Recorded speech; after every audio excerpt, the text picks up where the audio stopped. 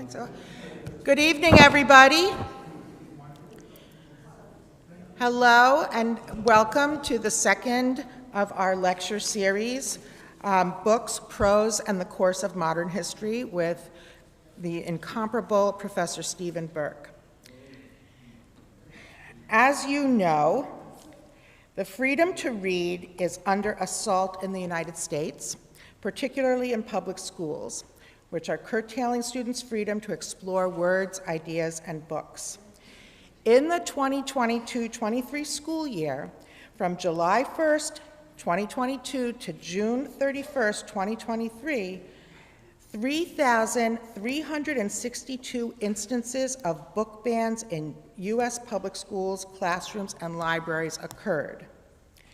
These bans removed student access to 1,557 unique book titles and the works of over 1,400 authors.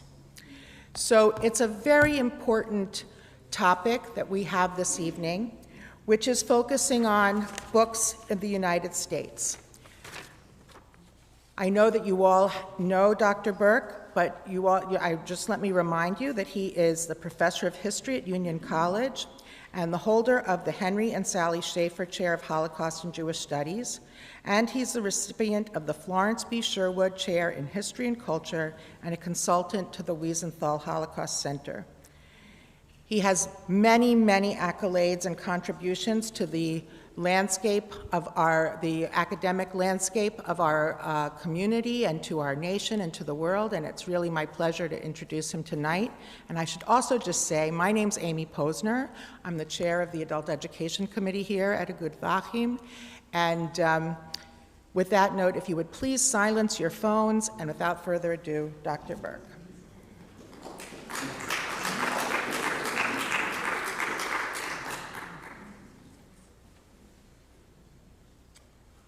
Thank you, Amy. Thank you all very much. Thanks for coming out. Thanks for those who are watching on Zoom, and thanks for those in Long Island. Thank you very, very much. I've been asked before I begin to tell you that there's going to be a speaker at the Open Door Bookstore. Steve Shankin from Saratoga is going to speak about the book that he wrote, Impossible Escape, about someone who escaped from Auschwitz, a Jewish fellow that escaped from Auschwitz. That is Sunday, October 15th, 11 a.m. to 12:30 p.m. Today is October 5th. I cannot let it go. I cannot let it go. It's one of my students, so I gotta be nice. I cannot let it go. Tomorrow will be the 50th anniversary of the Yom Kippur War, a war that changed so much. And so I'm going to allocate some time, not much, to talk about what is called the Yom Kippur War, or the War of Ramadan, that's how the Arabs see it, or the October War. Now, that war sheds light on a number of things, about leadership, about hubris, about the American people, and about the failure of intelligence. I have not seen the film Golda, but I have read about it, and I know what the story is about, and I've spoken to people who have seen the film. The film, from what I gather, has done a fairly good job, if not exonerating Golda for her behavior in the Yom Kippur War, has certainly mitigated the charges against her. But I must tell you that in Israel, unless further evidence, really conclusive evidence, is forthcoming, Golda will not be looked upon very, very nicely in the state of Israel. Now, I have to be very careful in what I am saying. It's really a nuanced argument, and again, this is not mathematics or science. You cannot say A plus B produces C. You simply cannot do it. Golda was the prime minister at the time. She was also the prime minister in an earlier period of time, 3 years earlier, when Anwar Sadat, the leader after Nasser of Egypt, made a proposal. The proposal was that Israel should withdraw a certain number of miles from the Suez Canal and that an armistice would ensue. Golda rejected that, probably with the support of the overwhelming majority of Israelis, in saying that what we want is not an armistice, not a truce, we want a peace agreement. Did she make a mistake? Did Israel make a mistake in that period of time? Again, historians will judge it. As of now, most historians do say that it was a mistake. In addition to that, in fairness to Golda, she received intelligence information from many people, particularly in military intelligence, that the Arabs were not going to attack. What happened in late September is the Arabs mobilized, moved troops in the direction of the Suez Canal, and pulled back. They did this at least twice. And the argument of people in Israel, in high places, was that the Egyptians, knowing that the Israeli army is a citizen army and would have to draw upon reserves, was doing this to weaken the Israeli economy. But no attack was forthcoming. But on the other hand, Israel had a very, very good spy, probably the second most important spy that Israel has ever had. The most important was Eli Cohen, who was a spy in Syria. Some of you may have seen the documentary or the docudrama about him. It is on Netflix or Prime. It's really a very good one. But this one was the son-in-law of Nasser. And this one really had influence, or not influence, entree into the highest echelons of Egyptian society. And he was telling people in the Mossad, it's coming, and it's coming very soon. That information was, if not disregarded, it was minimized. Now, that's the basic problem of intelligence. You get information that tells you one thing is going to happen, and then there's a pile of information on the other side that tells you something else. That, incidentally, for those of you who know your modern American history, that was the problem in early December of 1941, when there was information that was leading to a conclusion that the Japanese were going to attack, not necessarily Pearl Harbor, but in the Philippines. And then there was other information that said that they weren't going to attack. In the end, we did not pay much attention to it, and the attack took place. But again, remember what Harry Truman said? The buck stops here, right? She is the prime minister. And I must tell you, I did my undergraduate work at the University of Pennsylvania. My roommates were always in the Wharton School, the business school, the famous business school. And what they drummed into them at the Wharton School was, I remember because I use it sometimes when I tell my students, is that you can delegate authority, but you can never delegate responsibility. In the end, she was the prime minister. And when she was asked by the head of the Air Force, the Israeli Air Force, that the information looks pretty grim, and this is on the morning of October 6th, we've got to launch a preemptive attack that will give us precious time. But again, I want to be fair to Golda.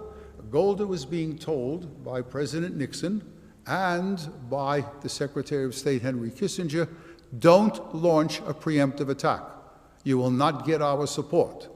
But again, she's not the President of the United States. She's the Prime Minister of Israel. She is responsible. In fact, it's her decision to make.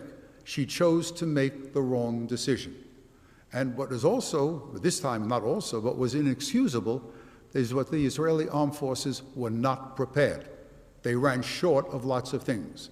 And people in Israel would argue there was no excuse for that. She was the prime minister. The war revealed some other things as well. It tells you how dangerous hubris can be. One of the better books on the Israeli-Arab conflict was written by a man who is not Jewish. The book is dated. He wrote it in 1988.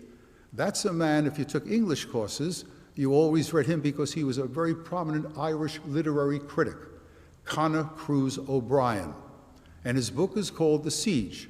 It's very good, but it's, of course, because it's in 1988, it's dated. And what he said, he had a good way of putting it, after the Six-Day War, the birds of hubris fled from their nests in Damascus and in Cairo and in Baghdad, and they landed and built new nests in Tel Aviv and Jerusalem. In short, what existed really in the aftermath of the Six-Day War was a belief on the part of the Israelis that the Arabs neither have the guts or the courage or the ability to launch an attack. Now, I don't know if you remember, if the older people in the room will remember, the aftermath of the Six-Day War. On American television, everybody was poking fun at the Arabs. The Arabs really performed abysmally, the Egyptian army.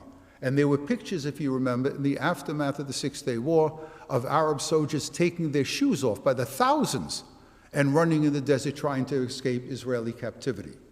The Arabs didn't look very, very well in the Six-Day War, and the belief in Israel was that, again, they had neither the courage nor the ability to launch an attack. Now, to give you an idea of what the hubris meant, the Israelis built a line of fortifications on the eastern side of the Suez Canal. The line of fortifications was named after a general, General Bar-Lev. It was called the Bar-Lev Line. There were less than 1,000 Israeli soldiers entrenched in the Bar-Lev Line. When the crunch came at 2:30 in the afternoon, there were at least 60,000 Arabs that crossed. There was no way in the world, no matter how brave, no matter how entrenched those Israeli soldiers would be, that they could in fact stand against the Egyptians. And it was believed that the Syrians would really not launch an attack. But the fact of the matter was they did. And they almost came to Haifa. They were not far from Haifa when they were stopped by an Israeli tank counterattack. If you want to see, again, I think I told some of you, my friends, I've told some of you this. I never thought when I started to teach that I would ever tell students to watch television. I never thought I would do that. Now there is such good stuff on television, on the streaming channels, that I have to tell them to watch. There's a lot of stuff on World War II. I teach a course on World War II. I teach on the Holocaust. But there is a magnificent series on HBO Max. It's very hard to take, and that is The Valley of Tears, which is the first 2 or 3 days on the Golan Heights. It is very, very good. Tough to take, because the first 3 days were really not very good for Israel and the casualties mounted. The Israeli casualties, if I didn't mention them before, 2,556 dead, 7,200 wounded. In terms of the dead, if you put it on a proportionate basis, in 3 weeks' time, Israel lost 3 times as many men, that's proportionately now, 3 times as many men in 3 weeks that the United States lost in 15 years of fighting in Vietnam. So for a small country with a small population, this left an indelible imprint on the Israeli psyche. Also, you see the importance of the United States, and you see realpolitik here. I'm not speaking out of school, as they say. I'm not making an unfortunate statement. It's an unfortunate statement, but it's not a lying statement. It's not deceitful. Richard Nixon was no friend of ours. Richard Nixon was, by no stretch of the imagination, could you call him a philo-Semite. What you see, we got from all the tapes, remember, that we got to listen to, Richard Nixon did not like Jews. But yet in the middle of October, Richard Nixon acquiesced to proposals by our defense, Secretary of Defense, and by Henry Kissinger, that we have to resupply the Israelis. Without that resupply, Israel was done, or at least it would be in very, very bad shape. So why did Nixon, the anti-Semite, rally to the defense of the Jewish state? Once again, it was not a burst of philo-Semitism, that's for sure. He is reputed to have said, when asked a question like I just asked, he answered very simply, their guys were beating our guys. That is, Egypt and Syria, protégés of the Soviet Union, were beating our protégé, the State of Israel. If the United States did not come to the support of Israel, every American alliance system would go down the tubes. Who would trust the United States and NATO if they're not coming to the defense of Israel, a long-standing ally, who would they come? Would they come to the defense of us? Nick, that's realpolitik. That is, you might not like a group of people, but if in fact your national interest is involved, again, you have to play the game. For those of you who would like me to bring this up right to the contemporary, of course, you see President Biden's behavior in dealing with MBS, Mohammed bin Salman. That is, remember, All the evidence indicates that he ordered the execution of that journalist Khashoggi. He ordered it. There's no question about that. And Khashoggi was not only murdered, he was dismembered. It was a horrible killing. And you remember President Biden saying, and the American Congress, particularly the Democratic Party, saying, this is terrible, this is an outlaw, a renegade country, bum, bum, bum. And then he goes to Saudi Arabia, shakes MBS's hand, and everything is all good. And the answer, the reason for that is the Saudis have the oil. They play a major role in regulating oil prices in the international scene. So what do you have to do? I'll use the language of my students. You got to suck it up. That's what you got to do, and you got to do it. It happens again and again and again. And I myself, I must tell you, feel somewhat the same way.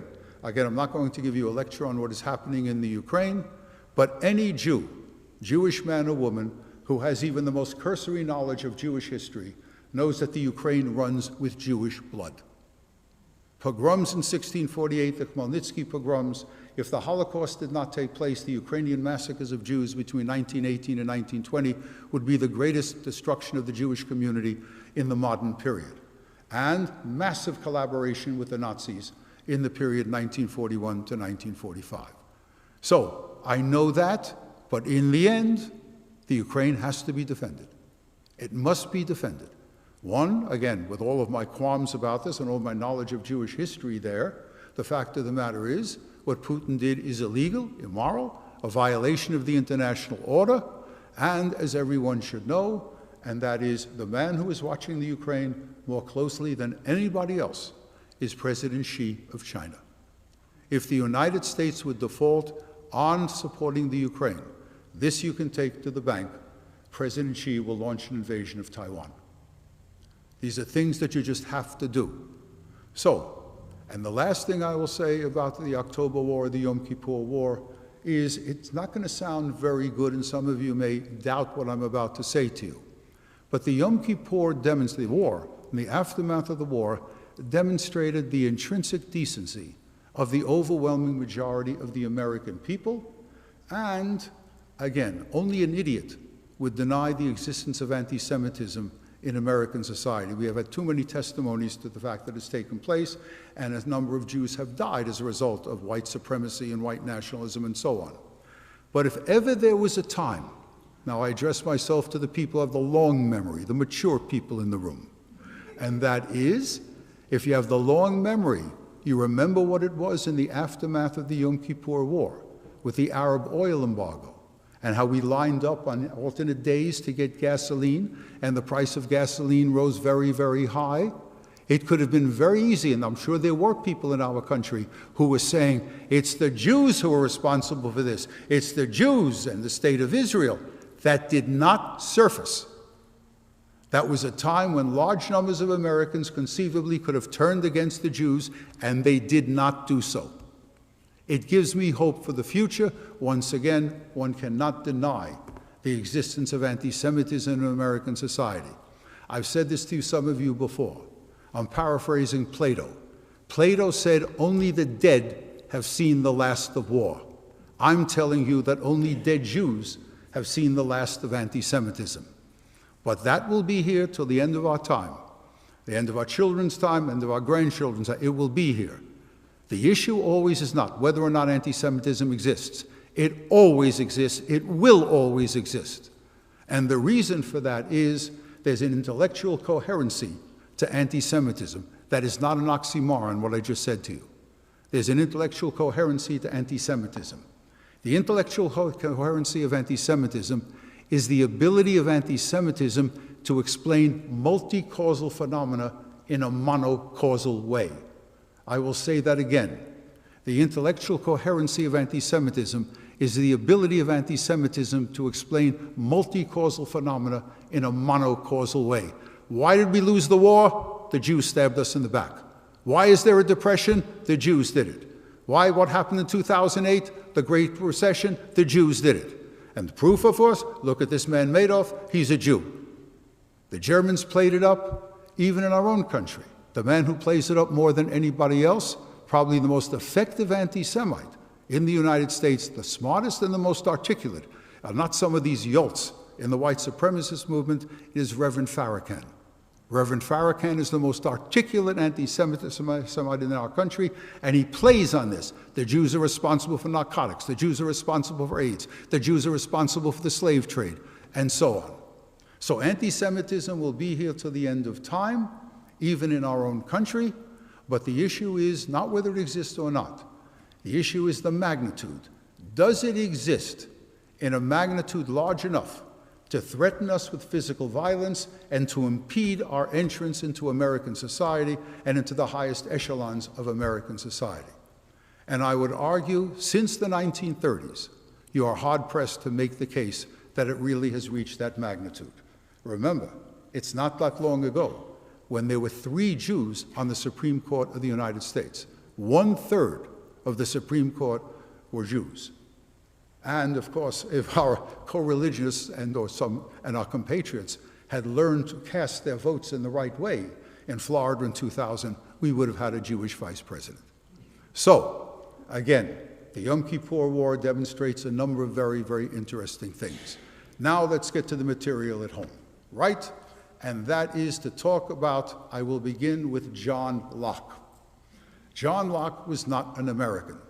But John Locke's influence upon American history is absolutely tremendous. And probably, together with the African American community, nobody has benefited from John Locke more than the American Jewry. For Locke did have said a number of things.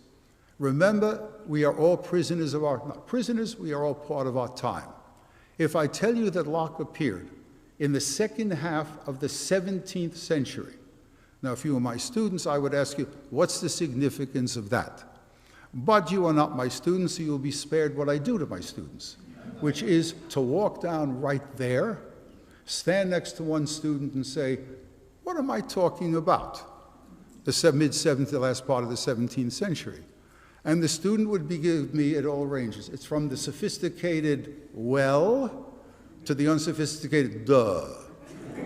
But when I stand next to the student, I get an immediate rise in the IQ.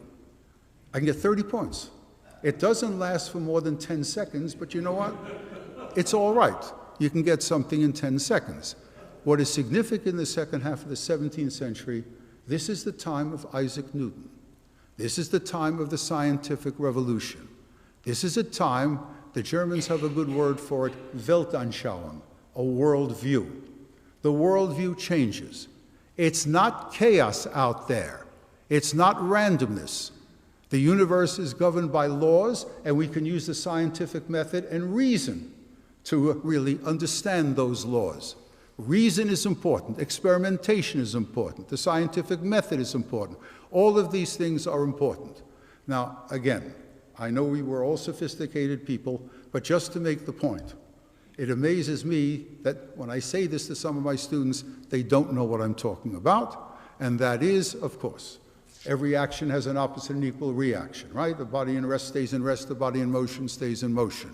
And I tell them a good physics class in the first day, F equals ma, force equals mass times acceleration. The worldview is there, these are laws, and you can discover them by the use of reason experimentation.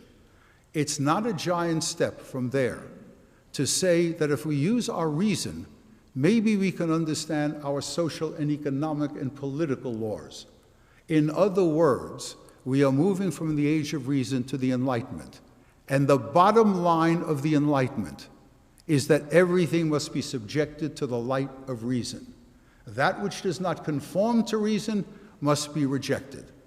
So religion comes under the gun, and so too does that prevailing political principle that has existed for almost 2 millennia, and that is the idea of the divine right of kings. The argument is going to be that we are cursed by initial depravity. In Adam's fall, we sinned all, the idea of original sin, and God in his infinite mercy have placed kings and queens and bishops and cardinals and popes above us. Hobbes, a man, a contemporary of Locke, said it really wasn't like that.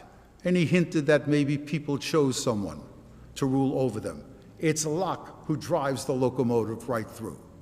It is Locke who says, in a distant time when life was difficult, men chose either from within or from without, someone to rule over them. And they struck a deal with that man. And the deal was, you defend us in times of war, feed us in times of famine, adjudicate our disputes fairly, and we will give you a monopoly of political power. With more than one stroke of the pen, because he writes this in the two treatises and other things, he has demolished the prevailing form of government. That is, the king who governs you does not govern you by the grace of God. The king who governs you because he was chosen in an earlier period of time. Linked with that idea, Locke goes on to say that any government, no matter what type of government it is, any government draws its sovereignty from the will of the people. That it is the people who are the final arbiters on the legitimacy of a government. Again, it's not God, it's the people who give sovereignty. And then, if he drove the locomotive, now he drives the locomotive 1,000 miles. He says, since it is not God who has put the king upon us, and the king draws his legitimacy, his sovereignty from the people, if the king is not acting properly, the people have the right to dispense with him. I'll say that again. That's the idea of the social contract. If the king is not operating properly, not morally, not ethically, not legally, if he is abusing his citizens, his subjects, then the people have the right to overthrow him. Now, you know what I tell my students when I talk to them about this? I said, you all learn this in the 2nd, 3rd, and 4th grades. And they shake their heads and they say, they didn't. Then I give them a further hint. I said, you all learn this in elementary school a little bit before school closed. That is in the second half of June. You always learn that. And the reason you learned that in the second half of June is because we were coming on July 4th, a day commemorating the Declaration of Independence. If you haven't ever read it, read the Declaration of Independence, read the preamble, and that's John Locke that's talking. Because what you get in the Declaration or the preamble to the Declaration are all of the abuses of King George III. He is taxing us without representation. He is stationing soldiers in our homes, one right after the other. That's John Locke, and the revolution is the idea of the social contract. But Locke even goes beyond that. Locke challenges Hobbes on the issue of religious heterogeneity and religious homogeneity. Hobbes said, if society is to be stable, there must be one religion. He wasn't concerned which religion it would be, but there had to be one religion. He has some I wouldn't say empirical validity for this, but this is what other people had thought. A good deal behind the Spanish Inquisition, behind rooting out heretics as they thought were heretics, was they wanted religious uniformity. They wanted everybody, the Muslims and Jews, either to be expelled. Muslims eventually will be expelled somewhat later. They wanted them all to become Catholics. That would really guarantee the stability and the survival of Ferdinand and Isabella's realm. For those of you that like, here's Mishkalov, my German friend, she'll correct my German, and that is, the Nazis used to say, ein Volk, ein Deutschland, ein Führer. One people, one nation, and one Führer. A desire for religious uniformity and national, and in the Nazi case, racial uniformity. So, that's what Hobbes is saying. He's not concerned with race. He's talking about religious uniformity. But Hobbes says that's a crock. That's just not right. In fact, every individual, Hobbes said, Locke said, every individual is given by God. He was a believer. This is a man. He may not have believed in the divine right of kings, but he believed in God. God has given certain inalienable rights. That idea again in the Declaration, that idea of inalienable rights. That comes from John Locke. And one of the inalienable rights we have is the right we have given reason and intellectual ability, and we have the right to choose our way to salvation. A state does not have the right to intervene and force people to decide which way they will approach God. That's John Locke. And that's not in the Constitution. Again, I'll ask the question, but because we want to finish before Shavuos, I'll answer the question myself. But you all know what the answer is, and the answer is that's in the First Amendment to the Constitution. Congress should not have the right to create an established religion, and Congress does not have the right to prohibit religious thinking and religious expression. That's John Locke. And something else. Not only has God given us reason and the ability to choose how to approach him, God has done something else. He's given us the right to have private property. And what does Locke say? You know what the most important private property an individual has? His own body and his own mind. Nobody has the right to exploit the labor of anybody else, because that's taking away somebody's property. And what goes out the window? The idea of slavery. And in one of those incredible reverses in history, the government or the country that was most responsible for the slave trade was Great Britain. It's British ships that brought over more slaves than anybody else, but in the end, it's not any statement made by an American president that ends the international slave trade. It's a British prime minister that ends the slave trade, and it's the Royal Navy, not the American Navy, that enforces the end of the slave trade. So the greatest slave trading nation is now the nation that is going to abrogate the international slave trade, and that is a consequence of John Locke. I doubt that there's any philosopher in modern history that has had such an impact upon American society as John Locke. This is one of the greatest thinkers of the period, and our country is very, very much beneficial to what he had done. Now I move to the President of the United States, our first president, the father of our country, George Washington. Washington was a slave owner. Now, this shows you how complex human behavior can be. But the dichotomy was there. Whether because the Jews were white, whatever it may be, George Washington was a friend of ours. George Washington was a child of the Enlightenment. And he also was familiar with the Bible. Now, what do I mean by all of this? Is that you all know, if you haven't been there and you go to Rhode Island, make sure you go and take the kids and the grandkids to the Touro Synagogue. In 1790, people from the Touro Synagogue wrote to George Washington congratulating him on being elected President of the United States.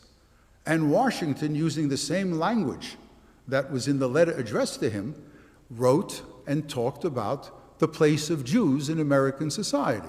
And he assured them. What is that famous statement, remember?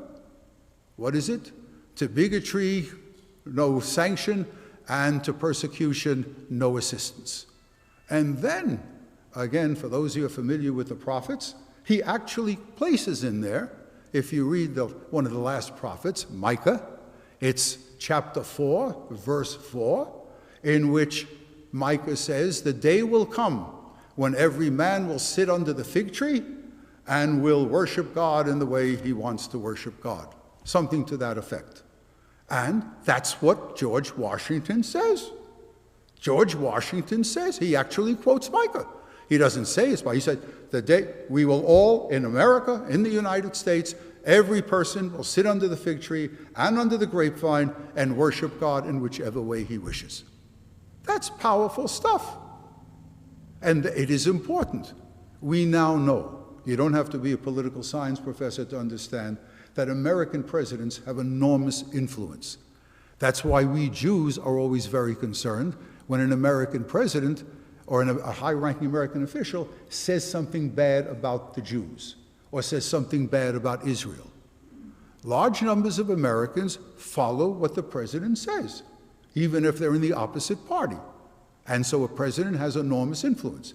The fact that the father of our country, the great hero, the man that won the Revolutionary War, stated unequivocally and blatantly that the Jews have a place in the United States, that they will be like everybody else in the United States, I'm telling you, has absolutely enormous influence. It's not the most decisive factor, but it is important. There are other reasons as to why we have done very well in American society. One is, if you want to begin at the beginning, American Jews, there weren't many of them, probably between 2,500 and 3,000. American Jews fought in the American Revolution, and nearly all of them supported Washington and the revolutionary cause. No one could ever say in our country, the Jews stabbed us in the back, the Jews sat out the war. All of these charges that will be leveled against our co-religionists in Europe, they will not appear here. And that's because our ancestors, or let us say those people who were here at the time, did by and large fight for the revolution. In addition to that, what's the old song? You'll never hear me sing the refrain.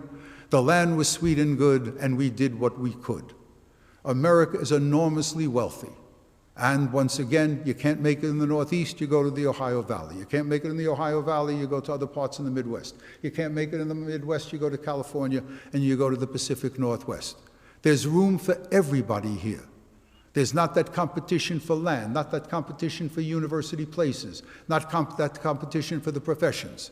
That's a decisive factor. And then we come to something else. It's related to the fact that we are white, and that is important in American society. Our compatriots are good people, but they weren't always good people. The great disgrace of our country is, of course, slavery and segregation. It is something that our country will never, never live down. But it means in a Jewish context, it means that when our compatriots hate, they hate mostly, by and large, on the basis of race, not on the basis of religion. To put it another way, in a more picturesque way, we American Jews, or Jewish Americans, whatever language you want to use, have been shielded by a black, Latino, and Asian umbrella. When our compatriots hate on the basis of race, that's where they focus their attention, not so much on the Jews, by virtue of the fact that we are white. If you want to get a good example of this, if you are familiar with the history of Jews in the American South, you get a good example of this. Different in religion, different in customs, yet the American South, by and large, accepted thousands of Jews. And the instance, there was anti-Semitism there, but Jews in the South were really treated, if not equals, almost as equals. And if you want a better example of that, when the real crunch comes in the Civil War, who was the vice president of the Confederacy? Judah P. Benjamin. A highly assimilated Jew, but a Jew nonetheless. It is true by 1865, when the fortunes of the Confederacy were declining precipitously, anti-Semitism began to appear, and what happened is some people focused their attention on Judah P. Benjamin. So these are the reasons, but once again, forgive me for repeating myself, the fact that George Washington made it clear that the Jews have a place, an equal place here, that's important. Which leads me into a discussion of probably the most important book in all of American history, never one for great literature, it wasn't. I'm talking about Uncle Tom's Cabin. Uncle Tom's Cabin did something that had not been done before. If you remember your high school and college American history classes, what were the issues of the day? States' rights. Where should the preponderance of power be, with the federal government or with the states? Does religion condone slavery? And I must tell you, the outstanding rabbi in the United States at that period of time, who received the salary, the largest salary that any clergyman in the United States got at that time, $3,000 a year he was getting. He said the Bible did in fact approve of slavery. It was a rabbi, a recently immigrated German Jew, Rabbi Einhorn, in Baltimore, who said that that is not the case. The Bible does not agree with slavery. He had to sneak out of Baltimore in the middle of the night because people were coming to lynch him. So the point in all of this is that those were the issues of the day. Another issue of the day, is it really true that blacks are mentally and morally inferior? And the Southern, remember, response was yes, and that's why there has to be slavery, because we have to teach them how to be civilized. Was that true or not? That was one of the arguments at the time. What Harriet Beecher Stowe did in 1862 was not to appeal to the intellect, not to decide all these issues on the basis of science or pseudoscience, but to show you how brutal slavery was, how absolutely brutal, that people were beaten, people were branded, there were amputations and things like that. Families were split up. She showed the American people in that book, which eventually sold within 2 years 300,000 copies. At that period of time, an enormous number of copies. She showed the American people what in fact was happening in the South in a physical sense, in a moral sense, what was happening to blacks. Next week, or somewhere before this course is over, before the lecture series is over, I'll tell you about a Jewish book that is written. Again, not great literature, but what had an enormous impact upon American Jews and American society. No one in his right mind, and again, I'm not being condescending here, would ever call Leon Uris a great writer. But that book, Exodus, had an enormous impact upon American Jewish opinion and upon American public opinion. That we'll talk about in another time. So here's Harriet Beecher Stowe. Did Abraham Lincoln really say to her what everybody taught us? That is, he met her sometime in the midst of the Civil War and said, "So you're the little lady that started this great war?" That's probably a Bubenweizer. There's no evidence that he really ever said that.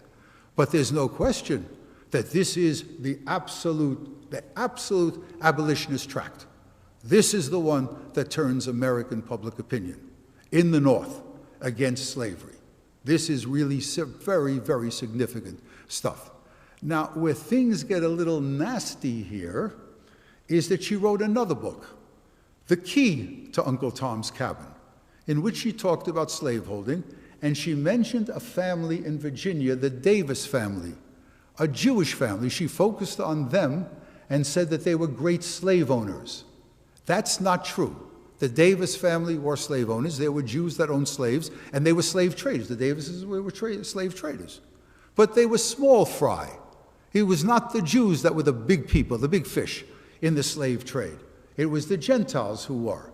And it really is something that charge has haunted us for quite some period of time. And of course, once again, people like Reverend Farrakhan have argued, indeed, it was the Jews in the slave trade, really very, very significant. That is not true. An interesting Jewish sidelight to all of this, believe it or not, two titans of the Zionist movement were very much influenced by Uncle Tom's Cabin. Both men read Uncle Tom's Cabin in Hebrew, and they were both affected by it. One was David Ben-Gurion. Ben-Gurion read Uncle Tom's Cabin in the Hebrew translation, and he was appalled by it, and more than that, remember the Marxist background that he came from, or the socialist background that he came from, he identified slavery with capitalism, and it reinforced his socialist and his Marxist instincts. The other man was a man that Ben-Gurion hated, and a man who probably didn't have much to say well about Ben-Gurion. This is the most controversial Zionist of them all, and that is, if you like him, he's a Jew's Jew, a Jew with pride, a Jew with dignity, a Jew who was a great prophet, and if you didn't like him, forgive me for using this word, he was a fascist bastard, a disgrace to the Jewish people. This is, again, the most controversial Zionist in all of history. That is Vladimir or Zev Jabotinsky, the leader of the revisionist movement. And what was the slogan of the revisionist movement? Hadar, dignity. You must always have dignity, and you must be able to fight. You must learn to fight. In 1933 or 34, Jabotinsky wrote a letter to the American Jewish community. And you know what he said? Get guns and learn how to fight. That comes, to a certain extent, from Uncle Tom's Cabin. But primarily it comes from living in Russia and moving around Eastern Europe. So Uncle Tom's Cabin is really very important for American society, and even, you could argue, for the history of our people. And then we come to another book, linked to it. That's the book Roots by Alex Haley. Before I get into that, you see how history turns. You see how it evolves. And when she wrote that book in the 1850s, everyone had sympathy for Uncle Tom, right? They beat him to death. Everybody had it. But you know what I know. Uncle Tom is a synonym for cowardice, right? Any black leader who doesn't show sufficient backbone or seems to be pandering to the whites, he's an Uncle Tom. The character Uncle Tom in that book, Uncle Tom's Cabin, has not fared well with the passing of time. In the 1850s and 60s and 70s, he's a hero, a martyr. Today, his name becomes an epithet, in fact, for cowardice and for, let us say, not incompetence, but for cowardice and a failure to stand up in defense of his people. Things change. Another book is the book Roots by Alex Haley. The book is a fairly good one, and remember we all saw the miniseries. 100 million people saw that miniseries. No miniseries had as many people there. And when he was asked, is it true or is it fiction? It was a myth. He said it was both. But what was important now I'm watching my language very carefully. Harriet Beecher Stowe showed, again, the beating of people and so on. That was terrible. All that stuff I told you about, the selling of children away from their mothers and fathers, the splitting up of marriages, and all that stuff. What you did not get in Uncle Tom's Cabin, probably because we're talking about the Victorian period, was the sexual exploitation that took place in slavery. We still don't talk to our students about that, certainly not at the high school level. Again, I'm not being flippant here. If a slave owner wanted a roll in the hay with any woman or girl on that plantation, he would have her. Didn't make any difference whether she was married or not, whether she had children, no matter what her age was. The sexual exploitation was absolutely tremendous. And there was something else, and that is the first part of the book. He thinks, or he supposes, or he presupposes, he's tracing his ancestors. This is the first, I wouldn't say accurate, probably by and large accurate, description of that infamous passage known as the Middle Passage. The Middle Passage. That is, the first part of the passage is, Europeans bring goods to sell to African tribal leaders. Now here's the stuff that people don't like to talk about. The slave trade could not have taken place unless it had the collaboration of African tribal leaders. African tribes were making war against each other, and they took slaves. In exchange for guns and alcohol and whatever trinkets the people could bring from England and France, they gave them slaves. And when they got this, the slaves coming to the Caribbean and to other parts of the Western Hemisphere, that's the Middle Passage. And if you saw that Spielberg film that dealt with the slave trade, you saw what happened. Again, if the crew, the white crew, wanted to have sex with any of the people who were in chains, he would have his way with these African women. And then that most telling part of the picture of the film was that they took so many slaves, they never had enough food to feed them. So what they would do, they would chain them together and throw them overboard. The Middle Passage was brutal. We believe, again, the absolute number of slaves that were brought to our country is probably somewhere between, not to our country, to the Western Hemisphere, is probably between 14 and 16 million people. Most historians would argue that at least 25% of the slaves that were taken in Africa and brought to the Western Hemisphere died in the Middle Passage. So that's what Roots showed us. It showed us the Middle Passage, and it showed us a number of other things. It showed us the sexual exploitation. The problem with the book was he never finished it. He never finished the book. An editor had to finish it, and that was a problem. And he never really answered the question. It really is fiction.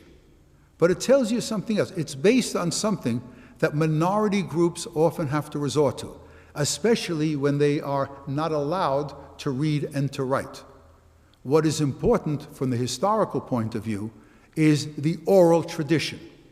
It's the oral tradition. That's where he gets his stories. Over the centuries, people passed down stories.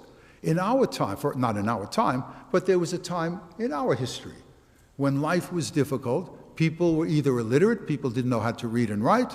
The tradition, the religious tradition, is passed down orally. And then at a later period of time, it is codified and put on parchment or put on paper. So roots is an important thing. The fact that 100 million people saw it really, again, will reinforce the hostility towards slavery and the hostility towards segregation.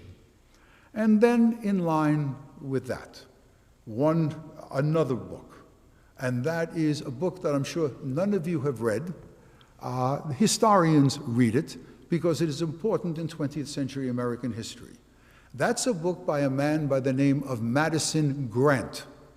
Madison Grant was a sociologist. He was a eugenicist as well. And the title of the book is The Passing of the Great Race. Now, to cut to the chase right away, he's asking a question. What made America great? And the answer, he said, was white Anglo-Saxon Protestants. That's what made America great. And what is making America enter into a period of decline is, he doesn't use that expression, but people who read him use it, the mongrelization of the white race. Why is our country about to embark upon a period of decline? Because inferior people are coming to our country. Italians, Slavs, Jews, black people, and Asians. They are coming to our country.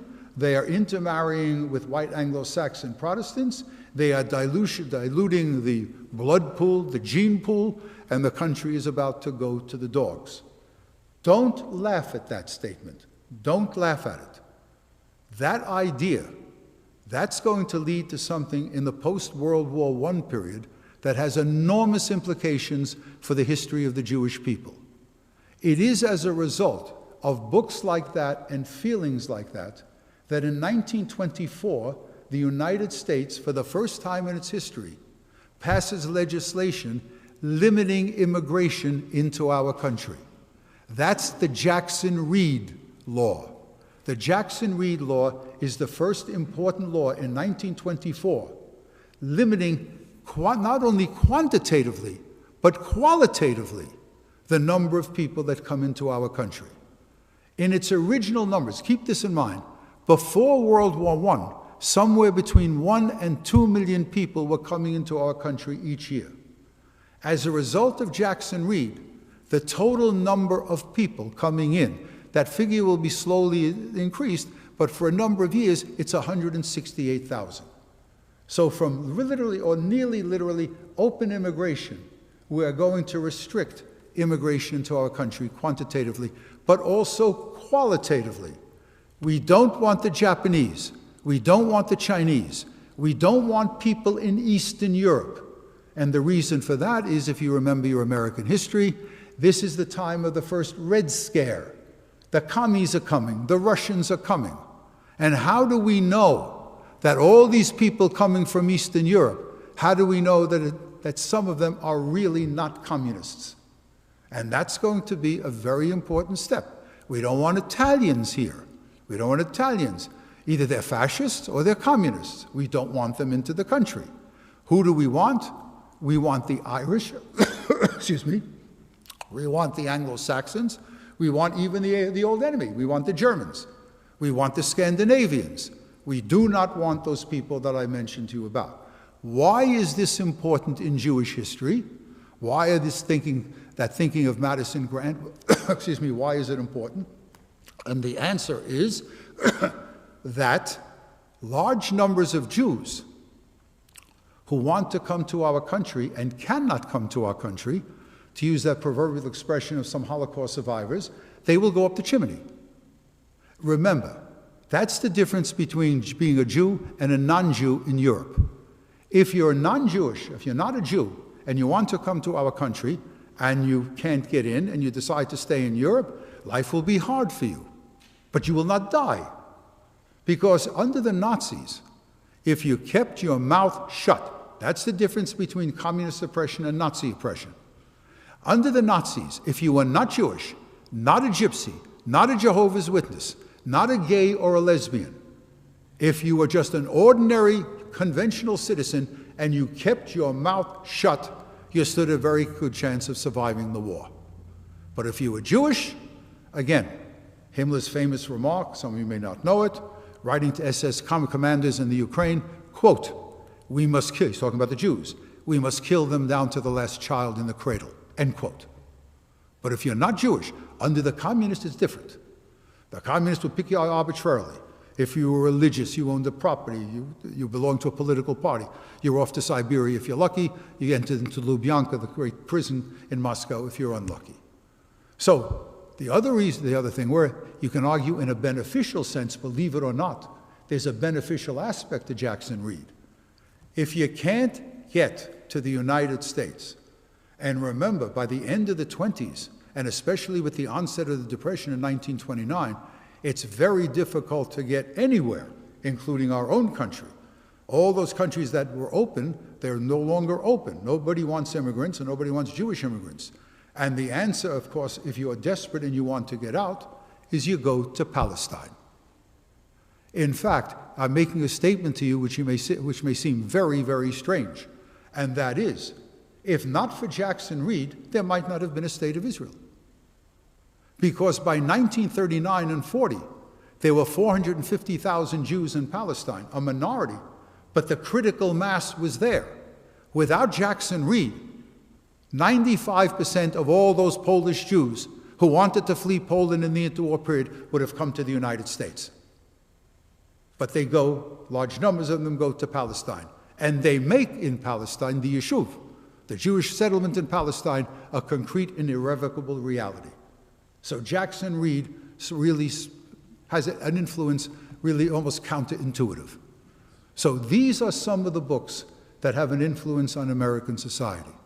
I'll leave the discussion of Betty Friedan for after the question and answer period. Hold on, Margaret, hold on, we'll get there. Won't get there too much, but we'll get there. And that is another book that was an inspiration for American Jews and American Gentiles. You're going to laugh when I tell you the books written by Horatio Alger, they are for sure not great literature. That is the surest thing. No one would doubt me on that. Do you know who I'm talking about? Do you know what his novels are about? The first one is Raggedy Dick. Raggedy Dick is a poor boy who shines shoes for a living. But Raggedy Dick has got guts, he works very hard, he's as honest as the day is long, and he becomes a multi-millionaire. It's Horatio Alger that creates the idea of the American dream and inspires large numbers of Americans, Gentiles and Jews, to believe in the American dream, to believe that social mobility is a real fact of life. And you know who's the ultimate model? The ultimate Horatio Alger person? It's Andrew Carnegie. Andrew Carnegie, who was born in Scotland, shoveled dung on the farm, comes to the United States, and becomes one of the richest Americans. So Horatio Alger is also very important. Now, let's take a break. We'll come back. I'll talk a little bit about Betty Friedan. I know my limitations, and I know to whom I'm speaking here. So I will deal with that, and then we will have some questions, and then we'll call it a night. Please take a 5-minute break, and we'll come back.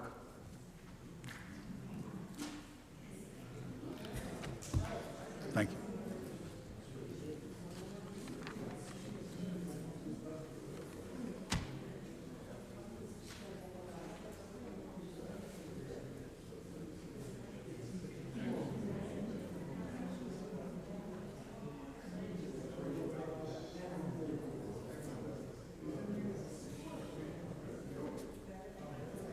Could I get some, please? That would be nice. Thank you.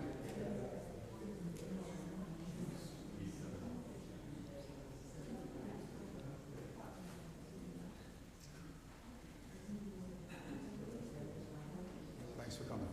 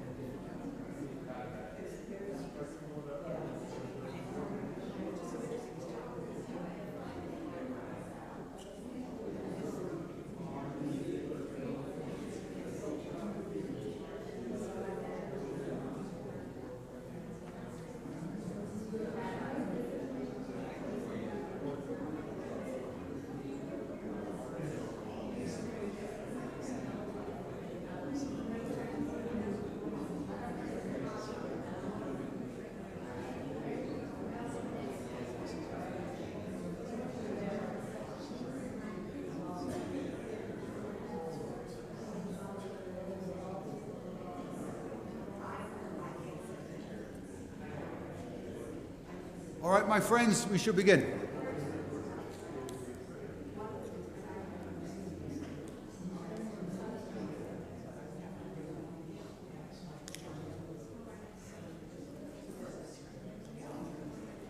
How are you doing now?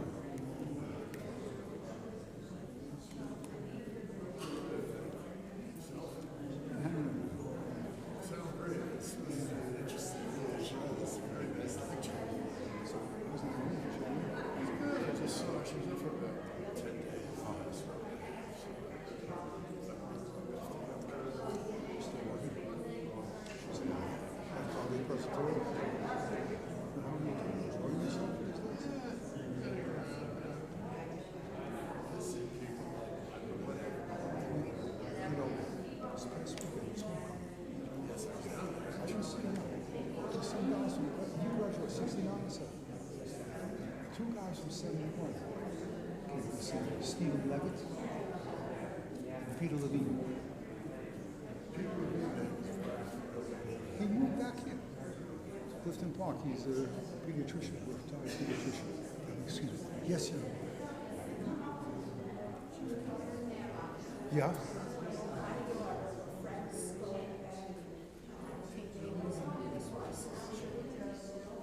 You know, I don't remember the name. My wife is here. Maybe she's remembered, but we'll call Natalie tonight. Susan Sugarman, from here or from Albany? Clifton Park. From Clifton Park. Yeah, I think Natalie is president of the chapter here. That's right. All right, Natalie is in Mahwah, Jersey. That's right over the border. Right over the border. Thank you. Susan Sugarman? Susan Sugarman. We'll talk to Natalie tonight. Take care. Stay in touch. All right, my friends, we're going to begin. 2-minute warning. 2-minute warning. Time to wake up.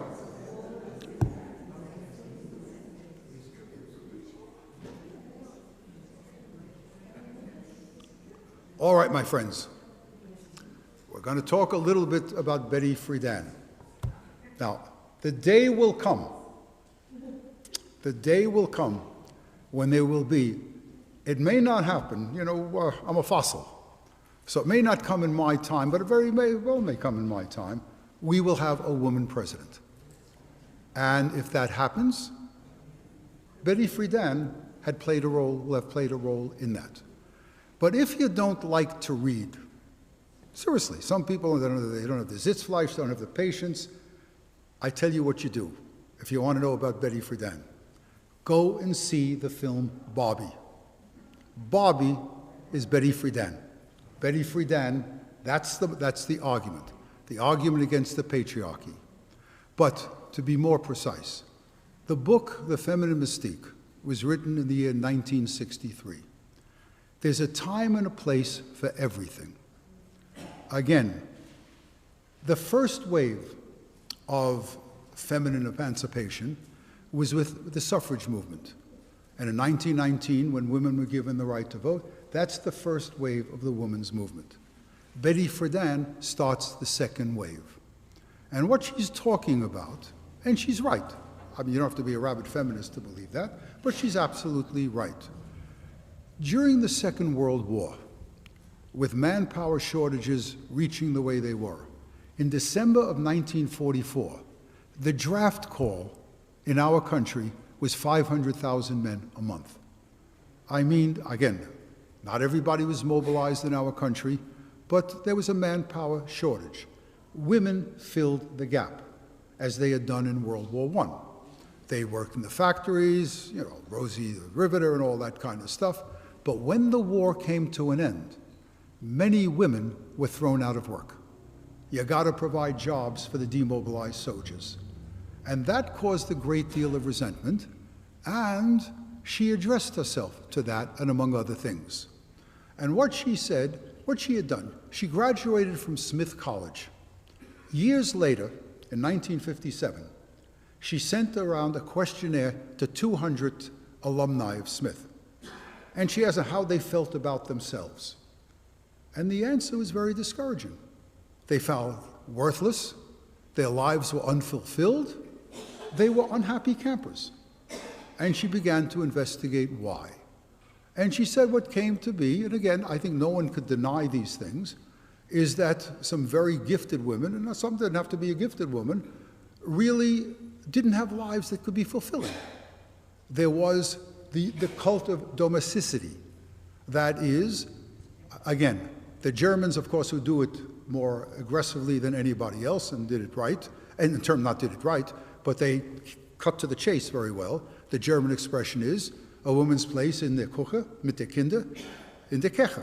A woman's place in the kitchen with the children and in the church. And that is what she was getting from these women. She said, we have no lives. Everything is tied up with our husbands. The only glory that we get, the only prestige, the only status that we get is through our husbands. And what is our job? To make more children and to nurture these children. But what about us? What about the women? We want to do other things. We are not stupid people. We're as gifted as the men. We should be able to do these things. That is what she addressed it. That's the feminist mystique. And very shortly thereafter, she created the organization. She's a co-founder of the organization now, National Organization of Women. And rallies were held, and she argued that women should go into politics, and she tried to bridge what men have to face. She tried to get the same thing, and I tell you, it's not an easy thing for men, and it certainly is not an easy thing for women. I see it in my own colleagues, and I see it in people who are very, very distinguished. How do you be good at what you do and be a good spouse? It's not easy to bridge that. It's not easy to do the two things. And she said, we can do it. And massive rallies, women in politics.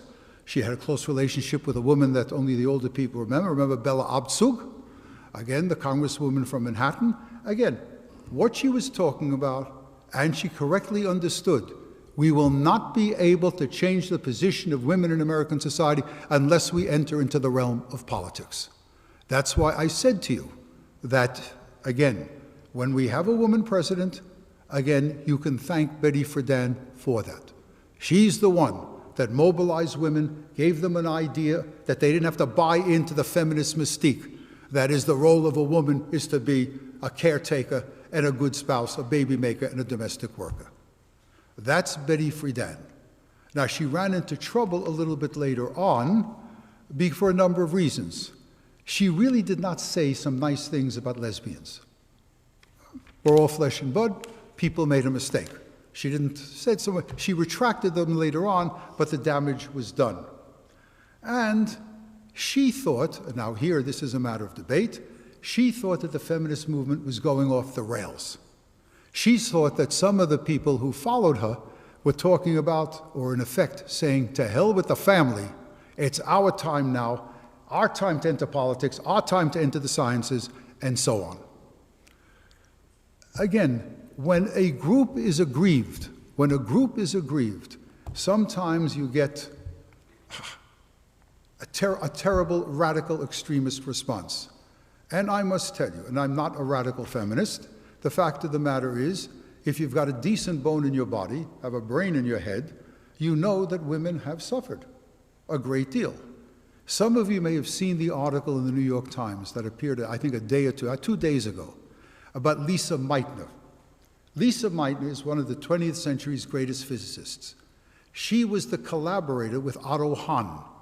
Otto Hahn, in 1939, split the atom, the roots of the atomic bomb, in what this German chemist did.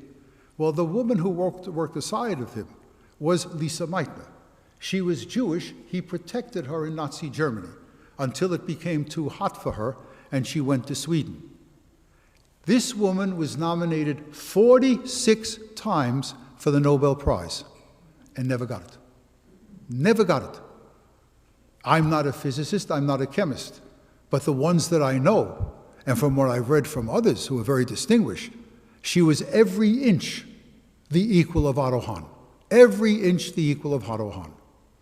Now, when he got the he got it in 1944, but he took it after the war.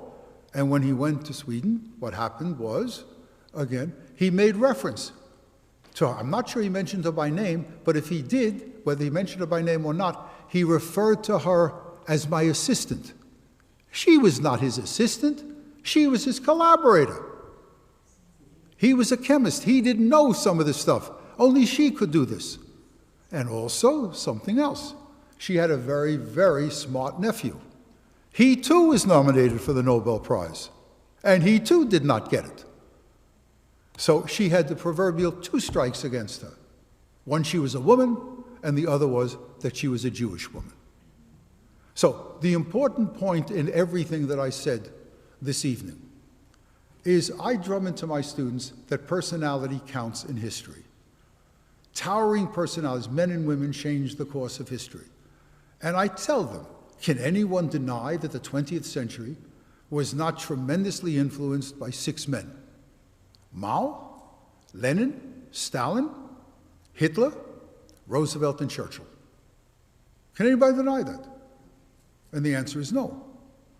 Towering personalities change the course of history. But so, too, do ideas. Ideas are important. And when I spoke to you in the beginning about John Locke, I gave you what I thought was the quintessential example. All of the people that I talk about were not great historical actors or activists. They really weren't. It's their ideas that changed history. Unfortunately, in history, it is not only the good ideas that affect the way people feel and influence their political behavior. Sometimes there can be some terrible ideas. When I talk about anti-Semitism, I will talk about ideas of anti-Semitism that have no validity, either in moral thinking or in logic. Nonetheless, these people are going to adhere to those ideas which were most unfortunate. So important are ideas in history, and I'll come back to this in another lecture. So important are ideas in history that what often happens, men will kill and they will rape in the name of ideas. They will sacrifice and fight to the death in the name of ideas. And if you want an example of American history, a good example of American history, in the summer of 1964, that's the Mississippi summer, when 1,000 young men and women, nearly all of them from the North, went down south and helped blacks in Mississippi register for the Mississippi Democratic Freedom Party, helped them vote, taught them stuff. 50% of the physicians who went south were Jewish. 60% of the attorneys who went south were Jewish. It's a good chapter, a glorious chapter in American history. They did not go down there because it was worth their while economically to go down there. They went because it was wrong what was being done in the South. Civil rights elicited a response from people, whites as well as black, because it was the right thing to do. And as I tell my students, sometimes ideas are so important that they bring about not only the unfortunate circumstances that I talked about. Of all the ideas in modern history, the most powerful of them all is the idea of nationalism. Nationalism is more important than class. Ask, as the socialist movement would come to understand, ask a man to choose between his class solidarity with the international proletariat and his loyalty to his country, proletarian solidarity goes out the window. Ask a man to choose between his God and his nation, don't bet on God. Ask a man to choose between his wife and his nation, or a woman to choose between her husband and a nation, don't bet on the marriage. In the Soviet Union and in Nazi Germany, where pressure was brought upon people for whatever the reason may be to divorce their spouses, many people did just that. So, personality is important in history, ideas are important in history. Next week we'll talk about more of them. Are there any questions now?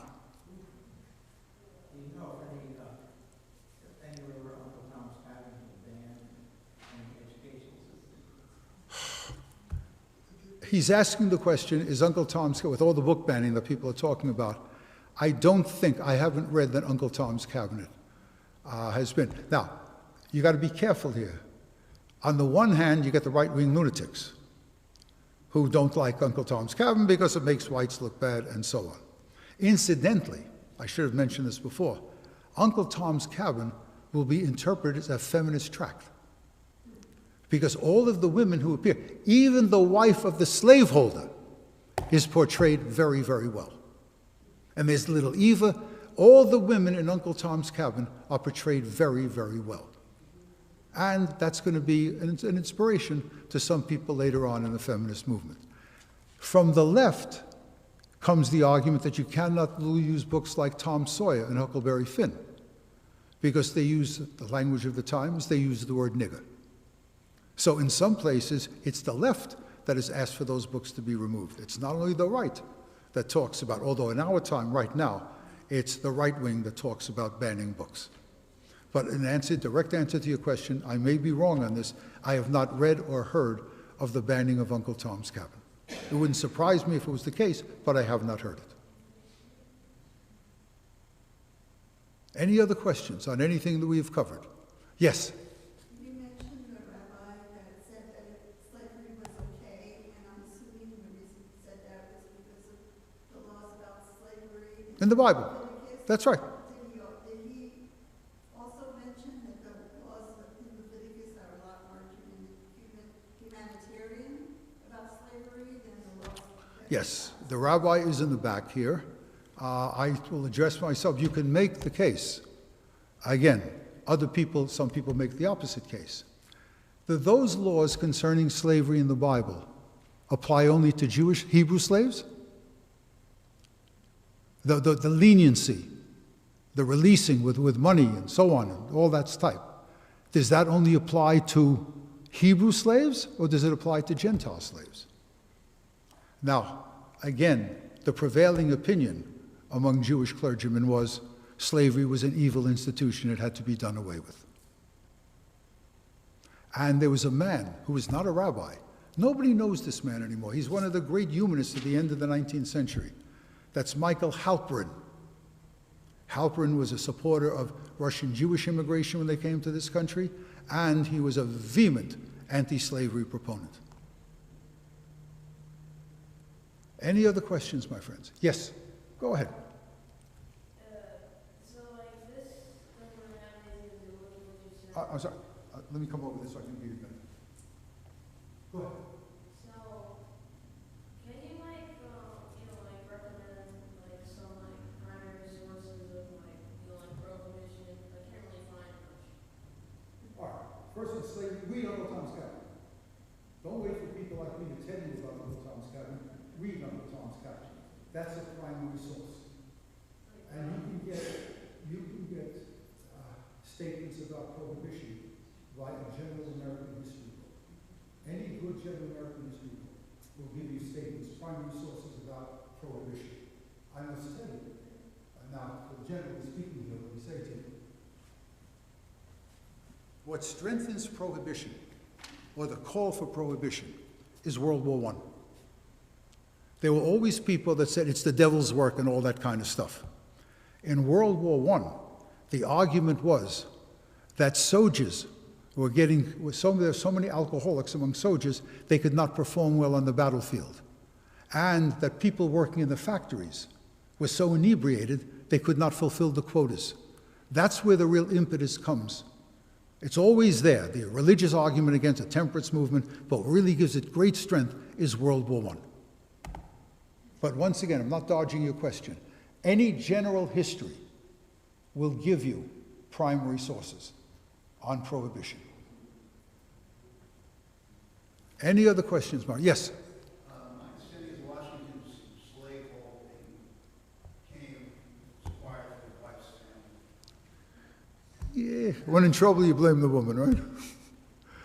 Yeah, but what was damaging to his reputation is that some historian found a document in which a slave had escaped, and it wasn't from his plantation, but from another plantation, and he participated in the posse that caught that slave.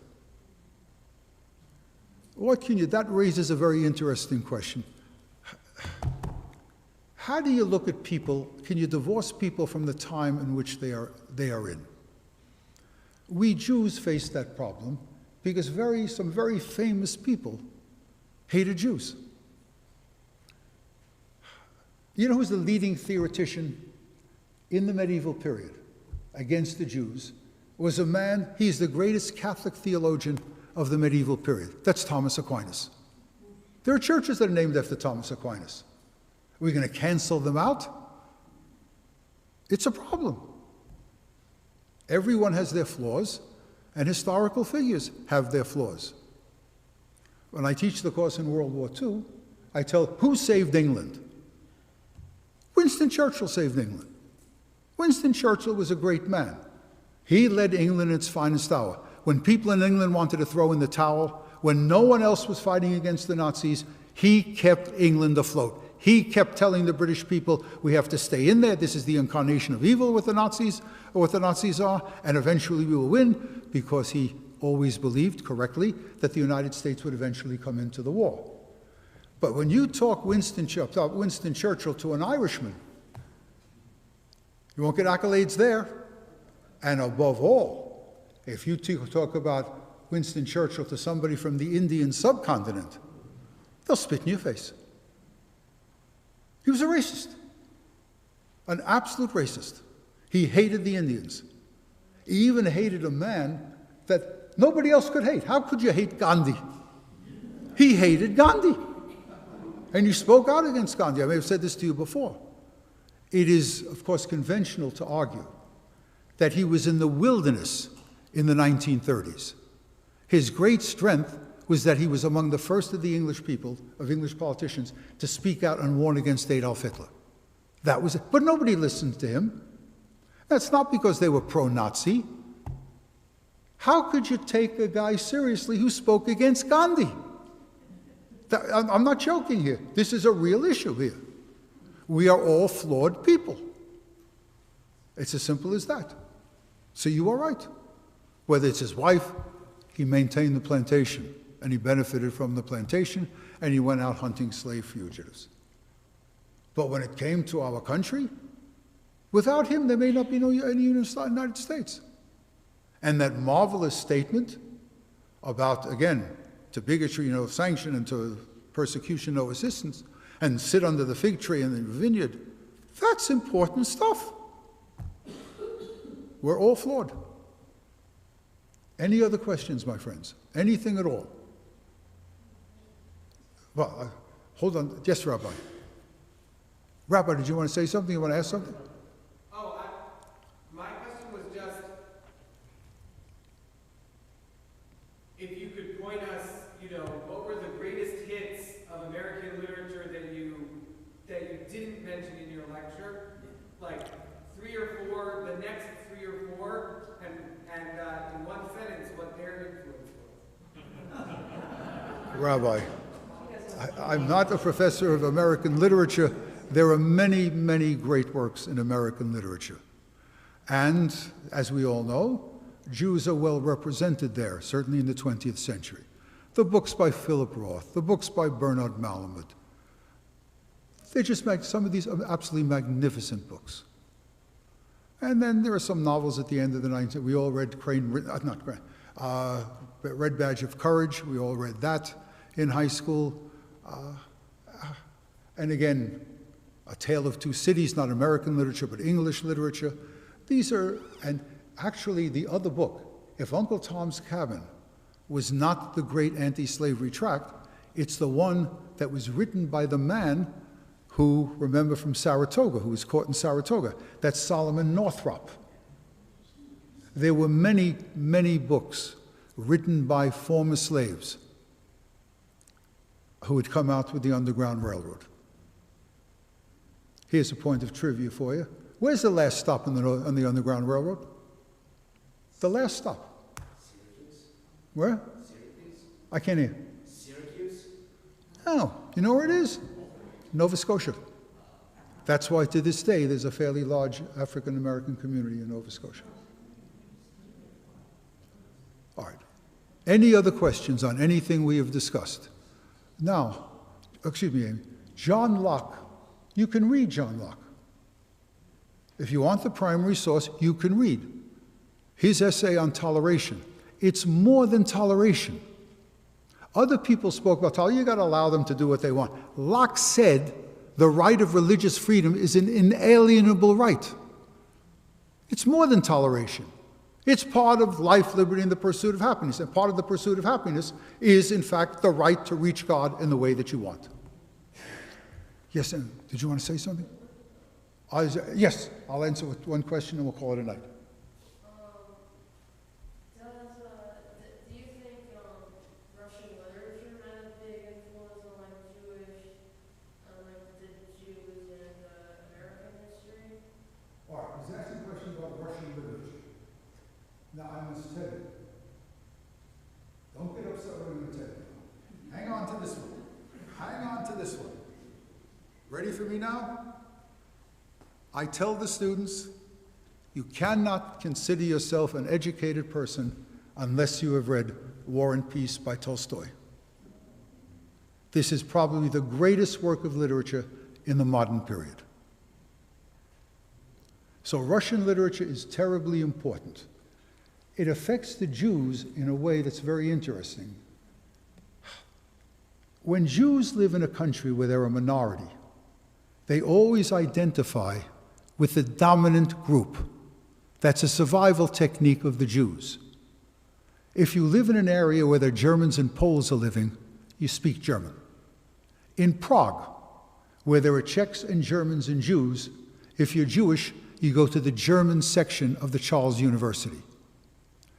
Many Russian Jews were so enraptured, they were captured by the brilliance of Russian literature that, and this is a problem down into our time, where's the place in that part of the Russian Empire where Jews lived side by side with other people? Well, almost everywhere.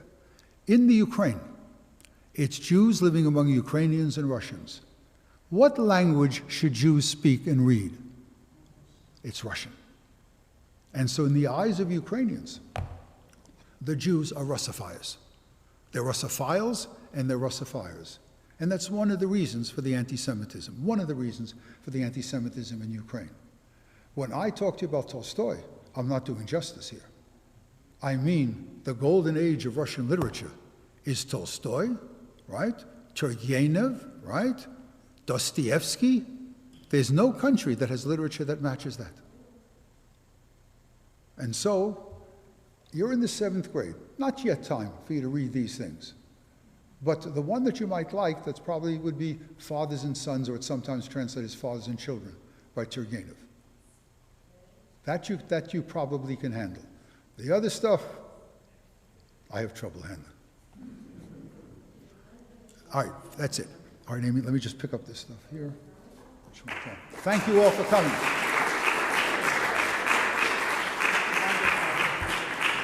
This is ceremonial celebration.